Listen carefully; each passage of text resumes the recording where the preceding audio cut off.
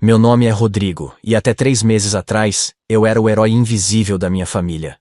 Aquele que pagava as contas, resolvia as emergências e nunca dizia não.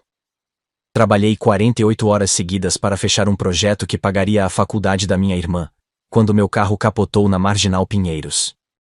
Acordei sozinho em um hospital, com 3 costelas quebradas e uma revelação ainda mais dolorosa. Enquanto eu lutava para respirar naquele leito frio, minha família estava em um iate em Angra dos Reis, bebendo champanhe que eu tinha pagado, postando fotos com a hashtag Família é Tudo. O que eles não sabiam é que aquele acidente não apenas quebrou meus ossos, quebrou as correntes que me prendiam há anos de exploração.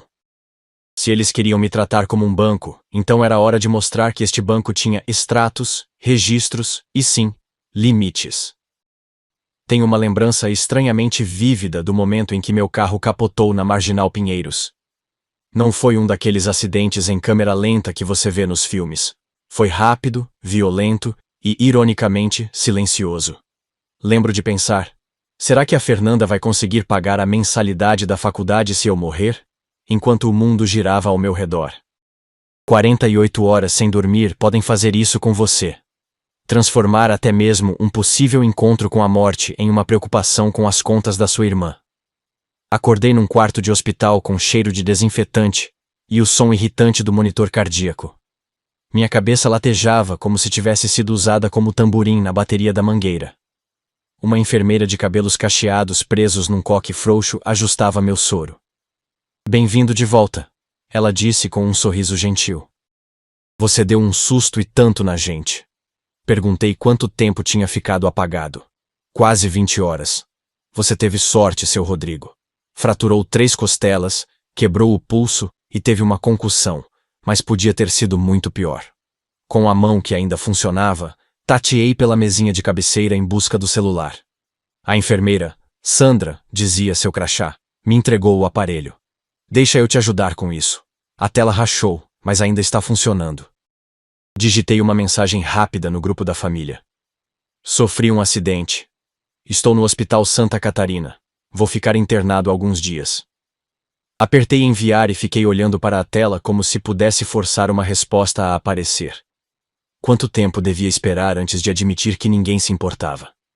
A resposta chegou 4 horas depois, quando eu já tinha passado por uma bateria de exames e estava sendo acomodado no quarto onde passaria os próximos dias.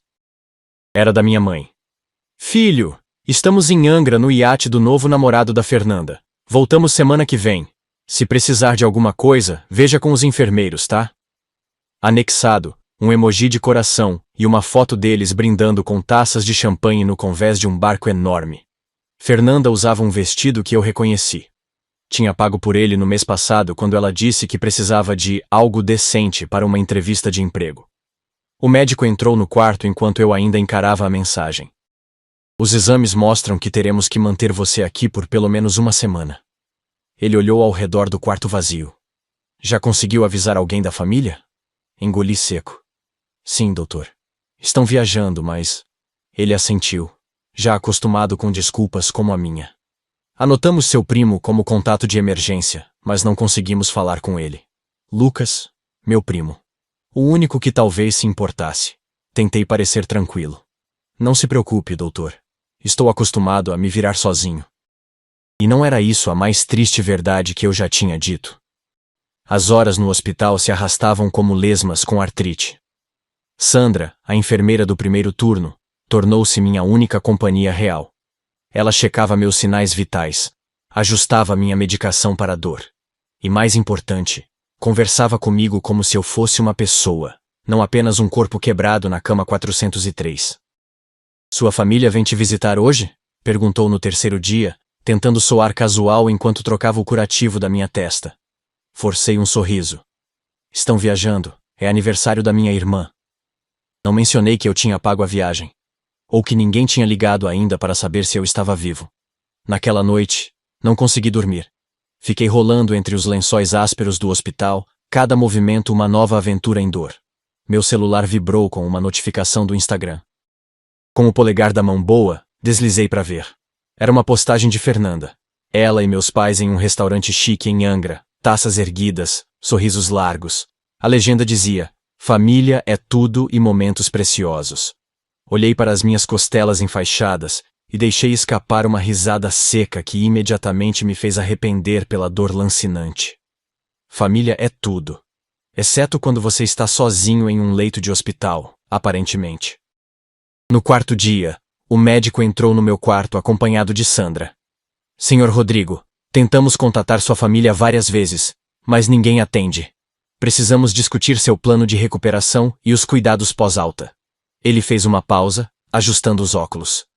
Há alguém que possa ajudá-lo quando sair daqui? Os primeiros dias serão desafiadores sozinho. Engoli seco. A verdade era que não havia ninguém. Meus amigos mais próximos estavam todos em outros estados. Colegas de trabalho? Mal sabiam meu sobrenome. E minha família? Bem, eles estavam muito ocupados bebendo champanhe em um iate. Sandra percebeu meu silêncio constrangido e interveio. Doutor, posso dar algumas orientações detalhadas para o Sr. Rodrigo. Tenho experiência com pacientes de trauma. Depois que o médico saiu, ela sentou-se na beira da minha cama, algo que nunca tinha feito antes. Olha, sei que não é da minha conta, mas família é quem está presente nas horas difíceis. Às vezes eles são pessoas que não compartilham nosso sangue. Então, tirou de trás das costas um pequeno vaso com uma planta verde vibrante. Se chama Espada de São Jorge. É resistente. Sobrevive em quase qualquer condição. Achei que combinava com você. Colocou-a na mesinha, improvisando um vaso com uma travessa velha que encontrou no armário do hospital. No sexto dia, Lucas apareceu. Meu primo de Campinas entrou no quarto carregando uma sacola de supermercado com suco de laranja e biscoitos. Caramba, primo, você tá com uma cara péssima. Ele tentou fazer piada, mas seus olhos revelavam genuína preocupação. Por que ninguém me avisou antes? Expliquei que tinha mandado mensagem para o grupo da família.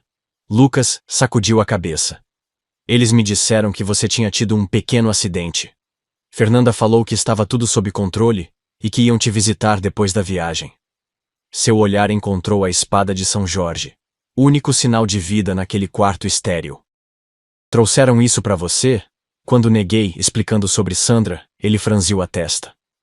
Rodrigo, você paga o plano de saúde da Fernanda. Você acha mesmo que isso é normal? Eles nem ao menos te ligaram. Uma semana depois, recebi alta.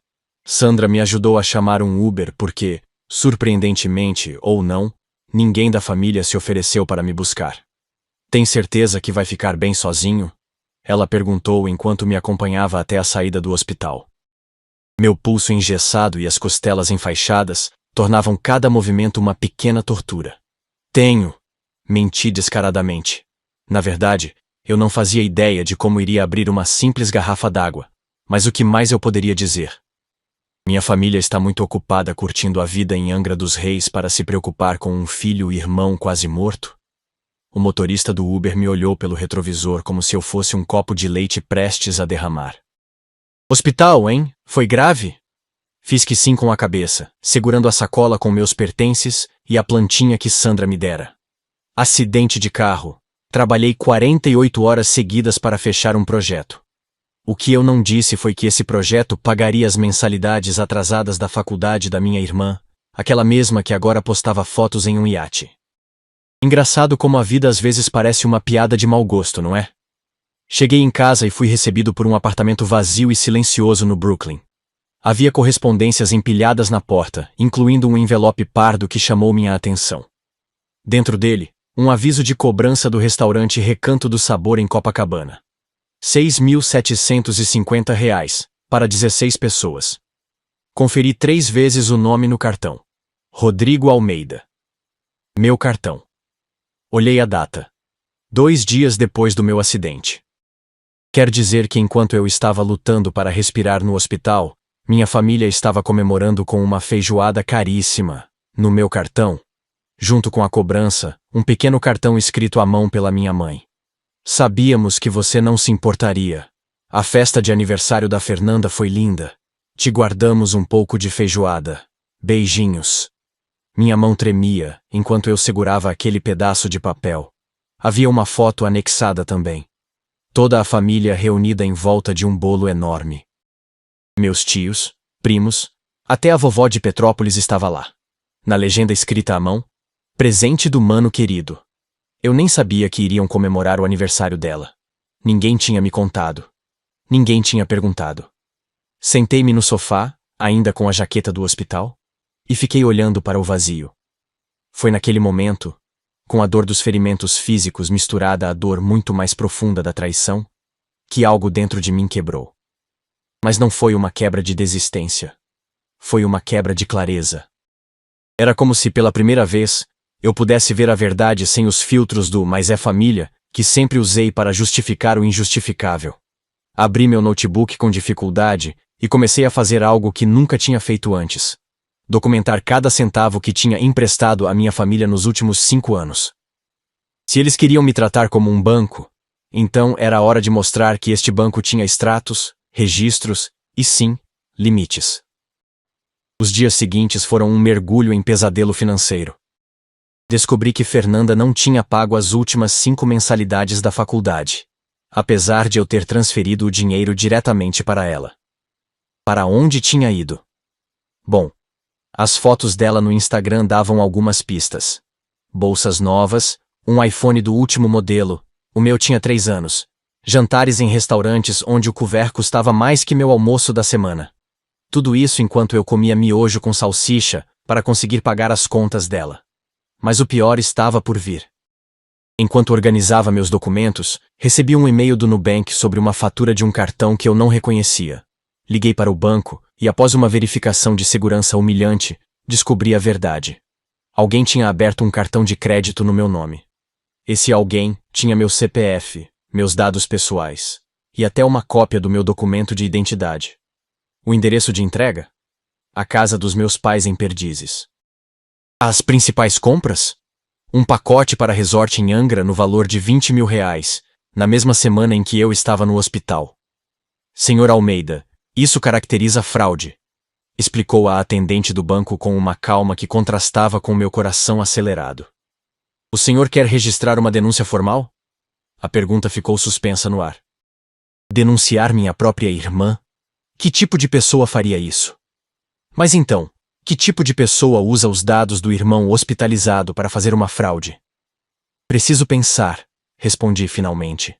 A atendente me deu 72 horas antes que o processo interno do banco seguisse automaticamente para o departamento jurídico. Era o tempo que eu tinha para decidir se seria o vilão da história familiar ou continuaria sendo o otário oficial.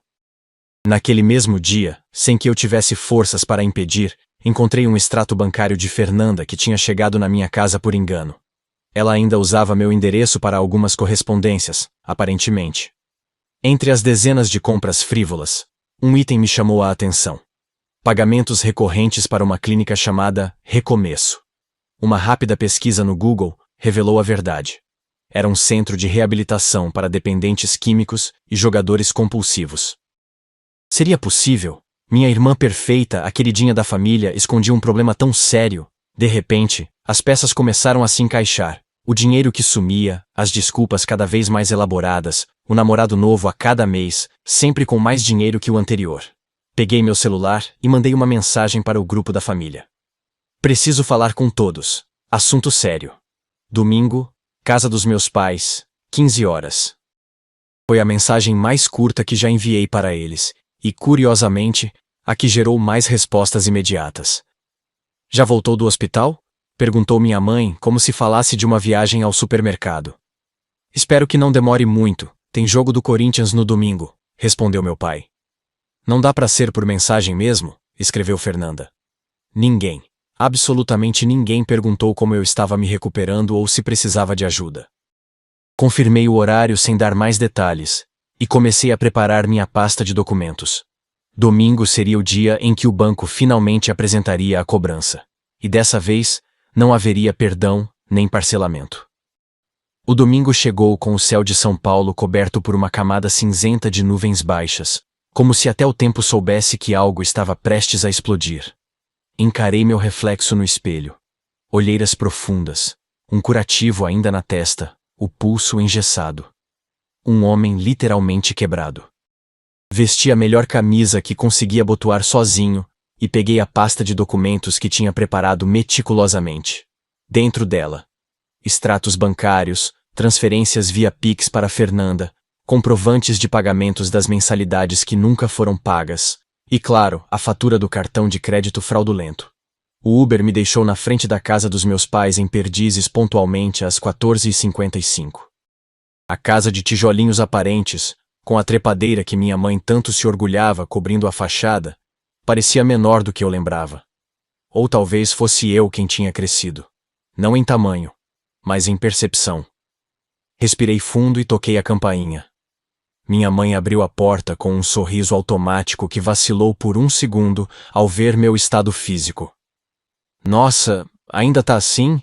Achei que já tinha melhorado. Sem beijo, sem abraço. Apenas aquela constatação clínica de que eu não estava no meu melhor. A sala estava como sempre. Meu pai na poltrona reclinável assistindo os comentaristas pré-jogo. Fernanda no sofá mexendo no celular. Pela janela da cozinha, avistei a churrasqueira acesa no quintal. Meu pai não iria perder o ritual de domingo, reunião familiar, ou não. Fernanda levantou os olhos brevemente. E aí, como tá o braço? Perguntou sem realmente esperar uma resposta, os olhos já voltando para a tela do celular. Notei que era um iPhone novo em folha. Meu pai apenas resmungou um "Oi, filho", sem desviar os olhos da TV. O cheiro de picanha começando a assar normalmente me daria água na boca. Hoje, me revirava o estômago. Precisamos conversar, anunciei, ficando de pé no meio da sala. Meu tom deve ter comunicado algo, porque finalmente consegui a atenção de todos. Abri a pasta e tirei o primeiro documento. O extrato do restaurante Recanto do Sabor. Alguém pode me explicar por que tem uma cobrança de R$ 6.750 no meu cartão para um restaurante que eu nunca pisei? Na data, curiosamente, eu estava no hospital. Sozinho. O silêncio que se seguiu foi quebrado apenas pelo barulho do cronômetro que meu pai usava para controlar o ponto da carne. Minha mãe trocou um olhar rápido com Fernanda. Filho, foi o aniversário da sua irmã. Você sempre disse que família é importante. Achamos que não se importaria. Não me importaria? Minha voz saiu mais alta do que eu esperava. Eu estava no hospital. Capotei o carro depois de trabalhar 48 horas seguidas para pagar as contas dela. Apontei para Fernanda, que agora tinha a decência de parecer desconfortável. E nenhum de vocês, apareceu para me visitar. Nem uma ligação. Só fotos no Instagram de vocês, curtindo em Angra, enquanto eu tentava descobrir como ia abrir uma garrafa d'água com um pulso quebrado. Meu pai finalmente desligou a TV. Minha mãe sentou-se, subitamente interessada em alisar uma dobra inexistente na saia. Fernanda abriu a boca para dizer algo, mas eu ainda não tinha terminado. Não mesmo. Tirei o próximo documento da pasta. A fatura do cartão de crédito fraudulento. E isso aqui? Alguém quer explicar como um cartão com meu nome foi parar na casa de vocês e fez compras de 20 mil enquanto eu estava desacordado no hospital? Isso é um absurdo, meu pai finalmente se manifestou, a voz subindo várias oitavas. Você vem na minha casa, no meu domingo, fazendo acusações dessas? Depois de tudo que fizemos por você? Olhei para ele, verdadeiramente perplexo. O que exatamente eles tinham feito por mim nos últimos anos, além de drenar minhas economias e minha energia? O que vocês fizeram por mim, pai? Me explica, porque eu devo ter batido a cabeça muito forte no acidente e esquecido. Joguei sobre a mesinha de centro dezenas de comprovantes de transferências. Nos últimos 5 anos, transferi mais de 200 mil para vocês. Aluguel da Fernanda, IPTU atrasado de vocês, seguro do carro, mensalidades da faculdade que ela nunca frequenta. Minha mãe interveio, usando aquele tom conciliador que sempre funcionava comigo. Filho, você está nervoso por causa do acidente. É compreensível. Mas somos família, e família se ajuda. Sua irmã está passando por um momento difícil. Ela hesitou, percebendo que tinha falado demais. Peguei o extrato bancário da clínica de reabilitação e coloquei na mesa. Que momento difícil, mãe. O vício em jogos que vocês estão escondendo de mim enquanto usam meu dinheiro para cobrir as apostas dela? Ou tem mais alguma coisa que eu deveria saber? A sala caiu em um silêncio sepulcral. Fernanda subitamente parecia muito menor no sofá, encolhida como uma criança pega em flagrante. Foi ela quem finalmente falou, a voz trêmula. Foi só algumas vezes. Começou com apostas esportivas online, depois cassinos. Eu ia te contar, juro. Ia te devolver tudo. Uma risada amarga escapou dos meus lábios. Devolver? Com que dinheiro, Fernanda? Você não trabalha há 2 anos. Cada entrevista de emprego era uma desculpa para pedir dinheiro para roupas novas. Cada emergência médica era para cobrir dívidas de jogo. Virei-me para meus pais. E vocês sabiam. Sabiam e deixaram que eu continuasse bancando tudo, sem nunca me contar a verdade. Por quê? Minha mãe desviou o olhar. Meu pai murmurou algo sobre proteger a família. Proteger? Minha voz estava perigosamente calma agora. Eu registrei uma denúncia formal por fraude no meu nome. O Nubank já está investigando o cartão falso. Tirei o boletim de ocorrência da pasta. A polícia deve entrar em contato com vocês nos próximos dias. O efeito foi imediato. Meu pai levantou-se, o rosto vermelho de fúria. Você denunciou sua própria irmã? Que tipo de monstro faz isso com a família? Fernanda começou a chorar, o choro exagerado e teatral que ela usava desde criança, para escapar das consequências. Minha mãe correu para abraçá-la. Você não pode fazer isso, Rodrigo. Ela vai perder o emprego, vai ter ficha na polícia. Que emprego, mãe? Ela não trabalha há anos. Respirei fundo, tentando me controlar. E sabem o mais irônico? Eu nem ia seguir com a denúncia. Vim aqui para ouvir a verdade, para tentar entender por que minha própria família me tratou como um banco ambulante por anos, por que me deixaram sozinho no hospital enquanto gastavam meu dinheiro, por que usaram meus dados para cometer fraude. Balancei a cabeça. Mas em vez de assumir, em vez de pedir desculpas, vocês tentam me fazer de vilão? Nesse momento, a campainha tocou.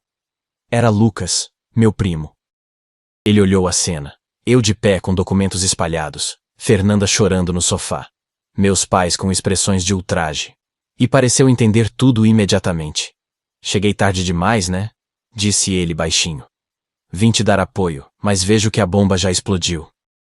O silêncio que se seguiu à entrada de Lucas foi como o intervalo entre o relâmpago e o trovão, uma pausa tensa antes da tempestade. Lucas, o que você está fazendo aqui? Minha mãe perguntou com aquela voz falsamente doce que ela reservava para as visitas inesperadas. Meu primo entrou na sala, as mãos nos bolsos, o desconforto visível em seu rosto magro. Rodrigo me contou sobre o acidente. Fui visitá-lo no hospital, tia. Diferente de vocês. A acusação implícita pairou no ar como fumaça. Fernanda enxugou as lágrimas de crocodilo e me encarou. Então era isso? Chamou o Lucas para ter plateia pro seu showzinho? Não precisava chamar ninguém para ter plateia, Fernanda. Sua audiência já está garantida quando a polícia aparecer aqui. Virei-me para Lucas. Obrigado por vir, mas não precisava. Já está bem claro onde estão as lealdades nesta família. Meu pai, que tinha saído para checar a churrasqueira, voltou com a faca de churrasco na mão. Um gesto que em qualquer outro contexto seria apenas um pai preparando o almoço de domingo, mas que naquele momento parecia estranhamente ameaçador. Não vou permitir que você destrua esta família por causa de dinheiro. Somos sangue, Rodrigo. Sangue? Soltei uma risada seca que fez minhas costelas quebradas protestarem. Onde estava esse sangue quando eu estava sozinho no hospital? Onde estava ele quando vocês usaram meu cartão sem permissão? Quando falsificaram um cartão no meu nome? Lucas se aproximou, colocando uma mão no meu ombro. Olha, tio Antônio. Eu também fiquei chocado quando soube. Vocês disseram que iriam visitar o Rodrigo depois da viagem, mas nunca foram. Ele quase morreu naquele acidente. Meu pai apontou a faca para Lucas. Não se meta, moleque. Isso é assunto de família. Se fosse assunto de família, vocês teriam ido me ver no hospital. Perdi o controle pela primeira vez, minha voz ecoando pelas paredes da sala. O esforço para gritar enviou uma pontada de dor pelas minhas costelas, que quase me fez desmaiar. Segurei na mesa para me estabilizar. Não, pai. Família não é isso. Família não deixa você sozinho quando você mais precisa. Família não rouba de você. Família não faz o que vocês fizeram. Minha voz falhou na última frase, a emoção finalmente rompendo a barreira que eu tinha construído. Lucas me apoiou discretamente, percebendo que eu estava prestes a cair. Meu Deus, que drama!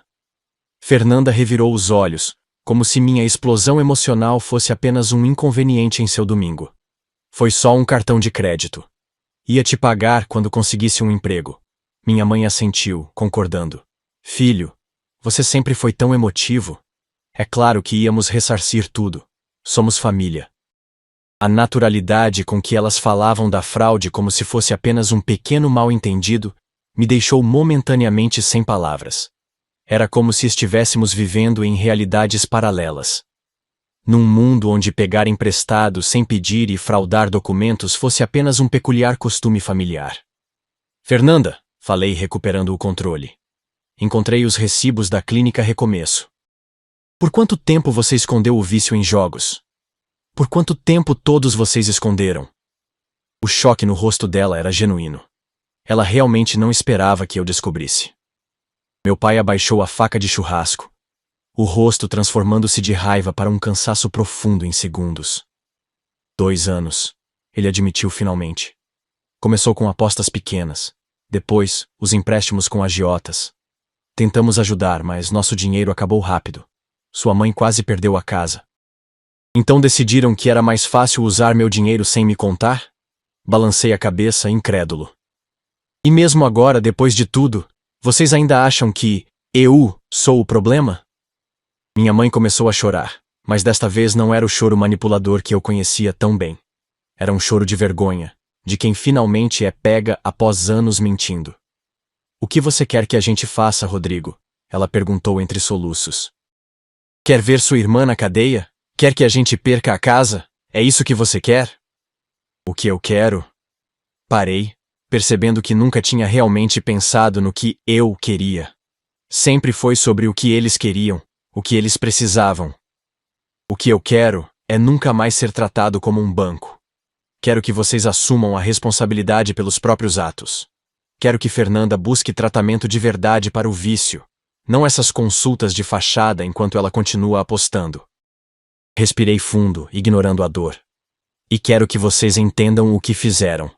Não apenas com meu dinheiro, mas comigo. Com nossa relação. Com a confiança que deveria existir entre família.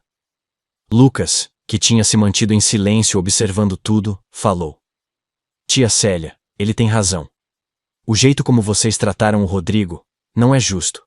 Ele sempre foi o mais responsável, o que ajudava todo mundo, e como vocês retribuíram. Meu pai pareceu notar Lucas pela primeira vez desde que ele entrou. Você também, Lucas, virando contra a família? Meu primo não recuou. Não, tio. Estou defendendo a família, a parte dela que foi injustamente tratada. Foi o momento mais próximo que tive de me sentir realmente parte daquela família em anos. Alguém finalmente me via. Alguém entendia. E não era meu pai, minha mãe ou minha irmã. Era Lucas, o primo quieto de Campinas que raramente falava nas reuniões familiares. 2 semanas depois daquele domingo apocalíptico, eu me encontrava sentado em uma delegacia do consumidor no centro de São Paulo. O delegado, um homem de meia idade com olheiras profundas, me olhava por cima dos óculos enquanto folheava o processo. Então, Sr. Almeida, deseja realmente seguir com a denúncia contra sua irmã? Sua voz não carregava julgamento, apenas cansaço. Provavelmente não era o primeiro caso de fraude familiar que ele via naquela semana. Olhei para a planta que Sandra me dera, agora em um vaso decente que eu tinha comprado, colocada no parapeito da janela da delegacia enquanto eu esperava. Posso fazer uma pergunta antes, delegado? Claro, ele respondeu, tirando os óculos e esfregando os olhos. Se sua irmã tivesse roubado a identidade de um estranho, ela estaria presa agora? Ele assentiu sem hesitar. Sem dúvida. Fraude de identidade, estelionato, falsificação de documentos. Estamos falando de até 5 anos de reclusão. Deixei aquilo afundar por um momento. 5 anos. Por causa da minha generosidade doentia, Fernanda tinha escapado de 5 anos na prisão até agora. E se eu quiser apenas que ela devolva o dinheiro e busque tratamento para o vício, sem prisão?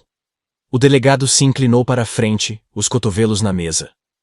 Podemos negociar um acordo. Ela assume a culpa, devolve o dinheiro, busca tratamento comprovado e fica com o nome sujo por 5 anos. Sem crédito, sem empréstimos. É o melhor que posso oferecer.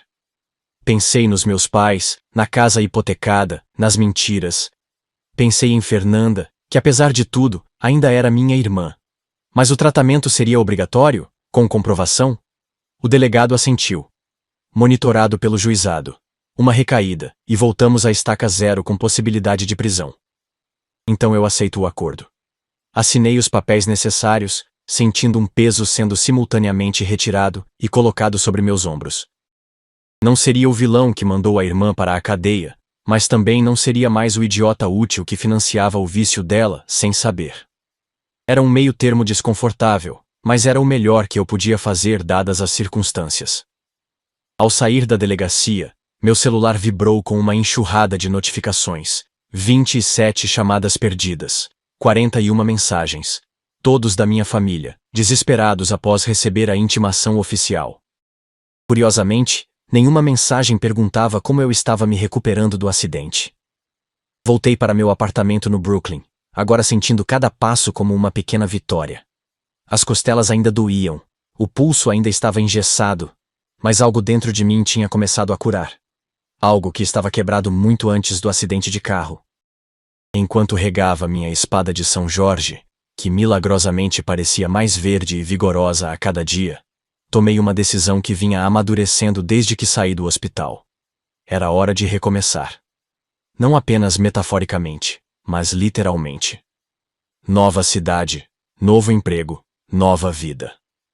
Abri meu notebook e comecei a pesquisar apartamentos para alugar em Florianópolis. Um mês depois, eu dirigia meu carro, já consertado, pela ponte Hercílio Luz, com tudo que decidi manter da minha vida antiga empilhado no banco traseiro. Não era muito. Algumas roupas, meu notebook, minha cafeteira italiana e, claro, a espada de São Jorge, agora em um vaso de cerâmica colorido que encontrei em uma feira livre. O resto, móveis, utensílios, lembranças físicas do passado, vendi ou doei. Não queria nada que pudesse me conectar àquela versão anterior de mim mesmo. O Rodrigo Caixa Eletrônico, disponível 24 horas para saques emocionais e financeiros. O apartamento que aluguei ficava no bairro Ingleses, a 5 minutos de caminhada da praia. Era pequeno. Um quarto, sala, cozinha americana. Mas tinha uma varanda com vista parcial para o mar, e mais importante, era meu. Só meu. O aluguel custava metade do que eu pagava em São Paulo, e o estilo de vida era incomparavelmente mais tranquilo. Encontrei um trabalho remoto como contador para uma startup de tecnologia, ganhando menos do que em São Paulo, mas com horas mais flexíveis e zero chance de virar noites fechando projetos urgentes. Menos dinheiro, mais vida. Era uma troca que eu estaria disposto a fazer 10 vezes se necessário. As primeiras semanas foram de um silêncio ensurdecedor.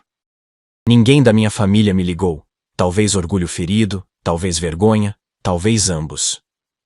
Fernanda estava oficialmente em tratamento segundo Lucas, que era o único que ainda mantinha contato comigo. Ela tem que comparecer 3 vezes por semana, ou vão acionar o processo criminal. Ele me contou por telefone. Tio Antônio está vendendo o carro para começar a pagar as dívidas. Tia Célia. Bem, ela oscila entre te culpar por tudo e chorar arrependida pelo que fizeram.